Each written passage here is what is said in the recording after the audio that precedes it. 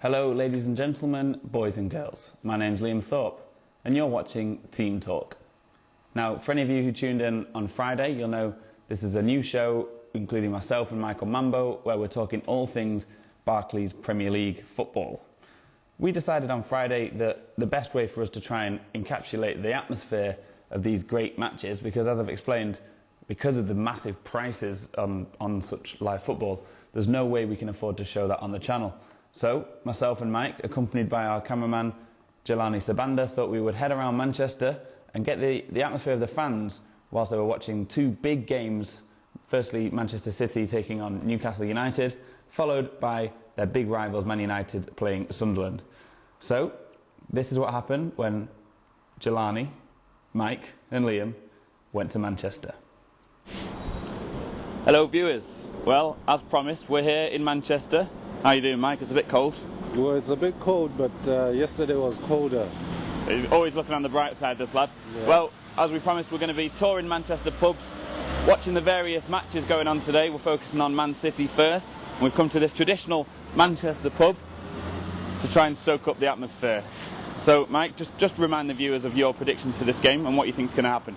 Well, I don't know. Was it 2-1 or 3-1? I think he went 2-1 to Newcastle. Oh, okay. And why is that? Oh. he's going back on it now. No, well, it's a day of surprises. It's the Premier League, so anything can happen. And I was going for 2-1 to City. I think they know how vital it is, with the potential of an easy Man United win later on. They need to get the 3 points. We'll go and see what's going on in there and see what some fans think. Join us inside.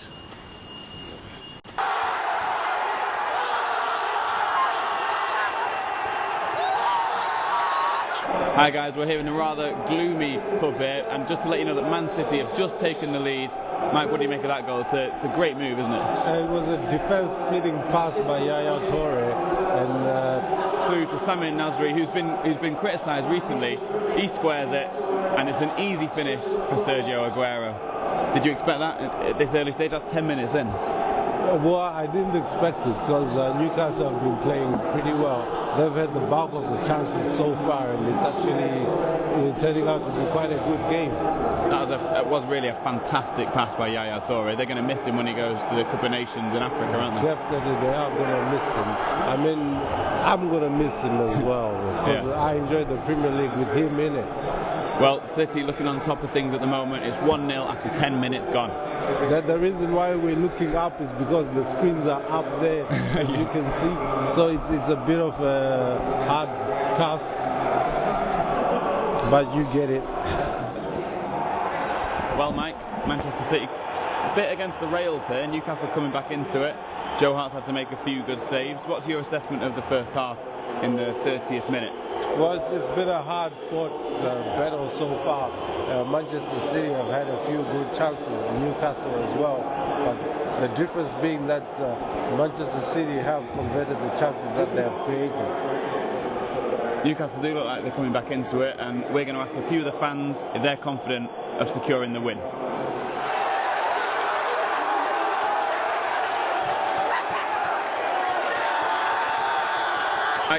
You've seen that, it's now 2-0 to Manchester City.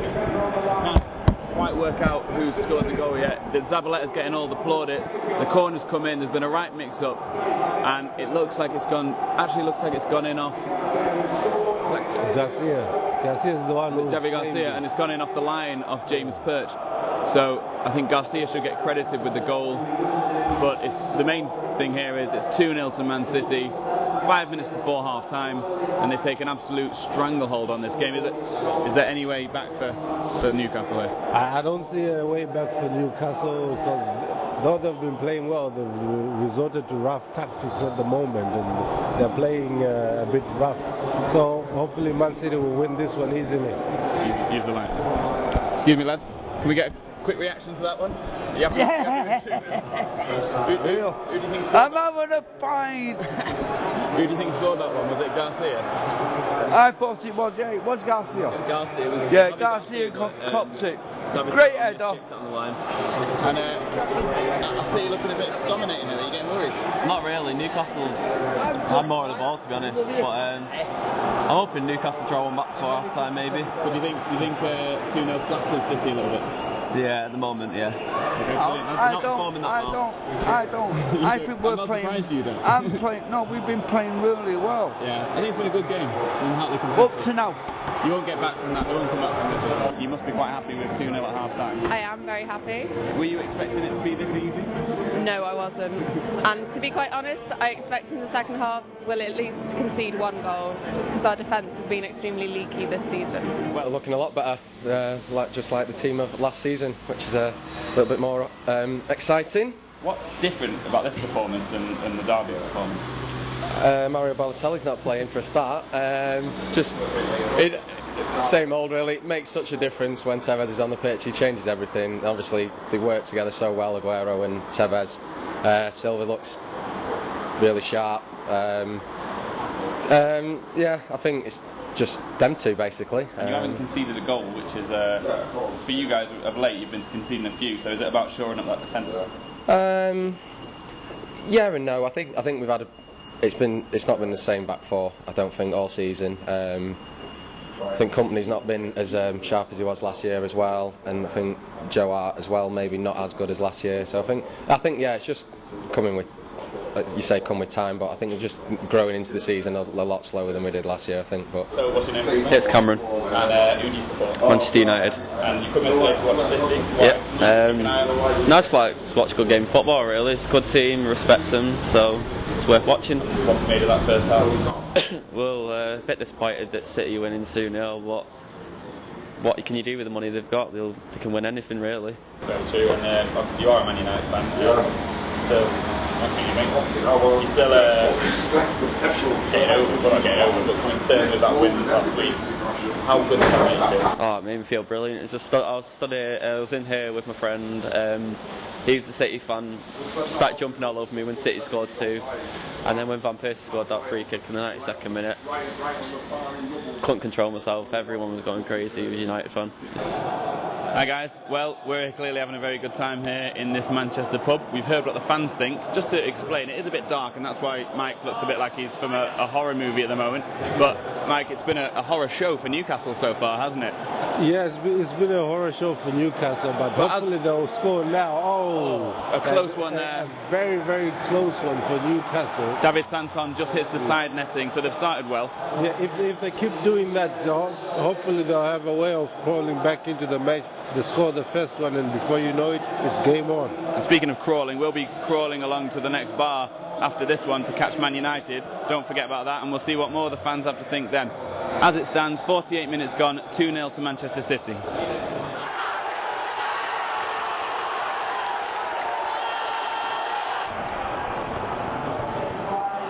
Hi guys, you're coming to us and it's big news. Newcastle have just pulled one back, and it's that man Demba Ba. Mike, what do you make of that? It's absolutely unbelievable. Newcastle are actually leading on corners. It's 5-4 on corners. Listen, but the good news is Newcastle have scored. Demba Ba, as I say, he will score. It looks like Liam's prediction is on 2-1 to Man City is about to come true. Let's wait till the end of the match. It's only 51 minutes to go. Right, Mike, game's petered out slightly. It's 76 minutes gone. It's still 2-1 to Man City. Newcastle sort of in the ascendancy right now. How do you see this last 10 minutes going? Well, it's going to be a tricky 10 minutes, but I think City will do a hit and run, whereby they just counter-attack and bam, it's a score. But so far, Newcastle have looked more likely to score. Okay, I think Newcastle could snatch one late on. We've actually got sort of 13 minutes left. If a goal's going to come, who's going to score it? Is it Demba Ba again?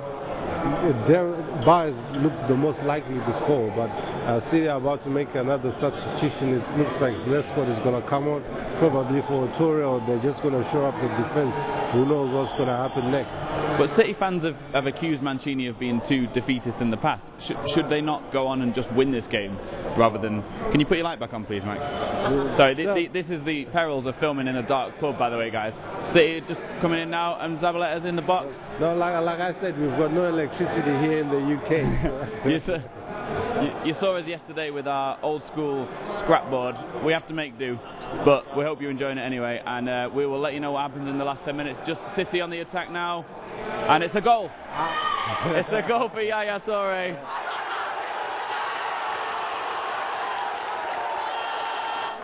I did say City was going to do a hit and run, and that's a classic hit and Mike run. Mumbo justified his smash and grab. You can see the fans behind me going mental here. It's a great atmosphere in here. Yaya Toure, there's a bit of a mix-up in the box. It falls to David Silva. David Silva knocks it back. Tevez is just waiting on the edge of the box. It's great interplay between them. You can see Yaya Toure running in. He's a great at that, isn't he? Just slipping into that position. He's fantastic, and nice play to City. And not to always rub salt in the wounds because I'm a United fan, but boy are they going to miss him over the African Cup of Nations. They are definitely going to miss him, and it's come against the run of play. It has, and it's 3-1 City, and we can't really see them losing it from here. As you can see them pictures, the victorious Manchester City players leaving the pitch. They've won 3-1. It's a great win away at Newcastle, and it continues Newcastle's appalling run of form. That's now just one win in the last 11 games for the Geordies. Terrible result for Newcastle, but Man City sending out a message to their red rivals there. What a message it's been, and it's been emphatic. A 3-1 win. Newcastle huffed and puffed, but there was no way in. Huffed and puffed is the answer, because there were periods in the game where Newcastle were putting everything into it, but for once this season, City's defence showing what they're made of. Yeah, I think the best introduction was Kolo Toure in defence. He played really well. Not posing as a used car salesman today, right? Well, actually posing as a player today. Once again, we've run out of electricity. The electricity is gone. We've not gone though, and we will be returning in about 20 minutes time. We've got Manchester United versus Sunderland, and well, the Red Devils have to win. Okay, hello ATV fans. Well, we promised you we'd move on our magical mystery tour of Manchester. We've been to one establishment and we've watched Manchester City win very impressively 3-1 against Newcastle.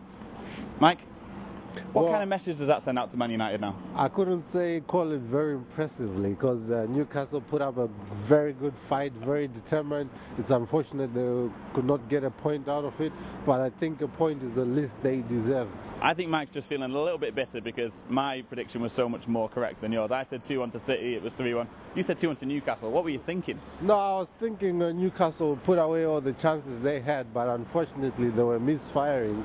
I think they had a kind of an Arsenal syndrome where they do not convert their chances they had, but they had enough chances to win the match convincingly. Now, we are obviously in Manchester, so we're focusing on the two Manchester sides, but we shouldn't forget there's other games going on, namely, as you just mentioned, Mike's Arsenal side. Just another mention, we talked about it on Friday, they have a really tough time against a desperate Reading side on Monday night, don't they? Yeah, it's Monday, like Wenger said, we'll see it on Monday. Wenger keeps it short and sweet, but I mean, you think for the best of the club, it's time for him to move on? That's the opinion of everyone, including players who played under him, like Ian Wright. So if Ian Wright says it's time for him to move on, then certainly everyone can be mad at the same time. Okay, now we'll focus on Manchester United now. We're about to watch them take on Sunderland. A lot of people are curious in the world of football. They say United are top of the league, they're 6 points clear, but they haven't played that well. What is it about them? Is it just the manager? Does he just get the best out of this group of players? Why are they so far ahead? Well, they're simply far ahead because they buy quality players, and you can't duplicate that. You can't duplicate a Van Persie. He single-handedly. Yeah, but I mean, you could say that they definitely don't have as good a squad as Man City. Is it just that their players want it more? It's not a matter of wanting it more, but it's the United way, it's that culture. You see, with Manchester City, they just had a bunch of money, bought players here and there. With United, it's a culture that's entrenched in all those players, and you have the likes of Ryan Giggs, Paul Scholes, who are still at the club, and they've been at the club for something like 20 years. So those players will always push the other players to perform better. And I completely agree with what you're saying, but does that ultimately come from Sir Alex Ferguson? He's part and parcel of the United culture. He's created that culture. United is Ferguson, Ferguson is United. I wonder how it will be like after he's retired. I mean, we'll surely come to that when it happens, but any possible candidates that could ever take over from the great man? Well, whoever takes over is going to take over from a mid-table club. Yeah, you wish, right? Anyway, we have arrived at our next destination. If you'll just pan to the left there, Jelani, you will see this is our next destination where we will be watching Manchester United take on a desperate Sunderland side who really need the points, and we're going to catch up with some fans in there and see what they think about the Red Devils' chances. See you in there. Now, unfortunately, as a lot of good shows can have, there were some slight technical issues, and basically our microphone stopped working for a large chunk of the United game, so we'll have to rejoin the action. United have already taken a 2-0 lead. Robin van Persie, the prolific Robin van Persie, scored the first with a nice finish after 10 minutes, and we rejoin the action when young midfielder Tom Cleverley has just made it 2-0.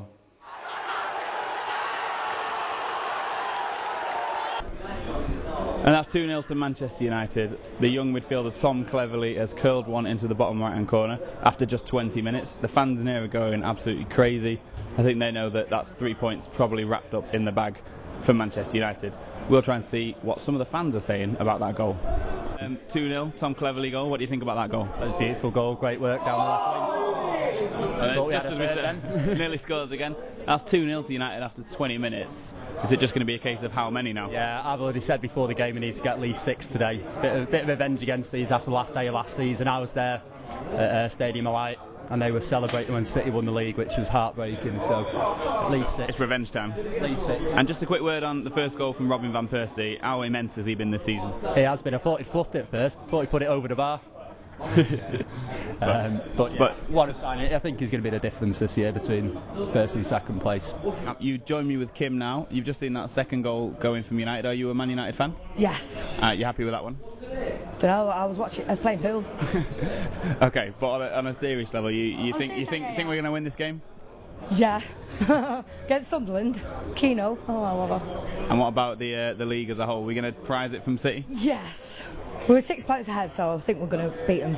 Yeah, but last season, of course, we were 8 points. I know. And I got the lead on the dog, and I was like, yes, and I'm going to go out, and I was going to walk the dog, and I was listening to it on radio, and then he went, and we lost. I was very gutted. Not going to happen this season, though, right? No. Okay, so I'm here with Mark now, who's a Newcastle fan. Obviously, a bit disappointed after that last result. What do you think went wrong for Newcastle today? I think basically we lost track of the game, and we have lost the chance to win, really. I think that since we've got Pardrew, he's signed a 5-year contract, and he's lost the kind of passion of the game, really. Again, our technical issues came back to haunt us, and the rest of the game, unfortunately, didn't quite work out. As I say, this is a pilot episode, so hopefully those things will improve with time. But, of course, I can confirm that Manchester United ended up winning the game 3-1. The third goal came from England striker Wayne Rooney. And then, as United quite often do, they took their foot off the gas, and former United striker Fraser Campbell made it 3-1. But it was an important win for them to follow City's, and it means that things stay exactly the same at the top of the table. Manchester United have a 6-point lead over their City rivals, but City had the harder game out of the two, so they will take an important 3 points to keep in touch with their great rivals. In other games, and Liverpool emphatically lost to Aston Villa, a 3-1 win for Villa, which is a remarkable result and plunges Brendan Rodgers' side even further down the table. Our other game we were looking at is actually this evening. That's where Arsenal travel to a desperate Reading side. There's one other thing to note, of course, and that is the tragic accident that happened in Zimbabwe over the weekend. We know that Zimbabwe assistant coach Peter Undlove and his brother were involved in a tragic RTA, which left his brother unfortunately deceased, and our absolute thoughts go out to the whole Undlove family and to the football community at large. We know, filming here in England, that Peter was a big star over here, and we wish him well in his recovery, but our thoughts are with the family tonight. That's about it from us here at Team Talk. As I say, this is a new show, and we'll be adding bits and bobs to the show, but we wanted to see if we could, as I say, really get a message of the atmosphere in English football from around Manchester. So we also want to know what the atmosphere is like in Africa. If you guys have got any videos, any messages, any ideas of how you can add to Team Talk, if you're just mad about football, just get in touch via the ATV Facebook page. We look forward to hearing from you. And myself and my illustrious colleague, Mr. Mike Mambo, will be back on Friday, where we'll be going over plans on how we're going to bring you the atmosphere of next week's games. Tune in then.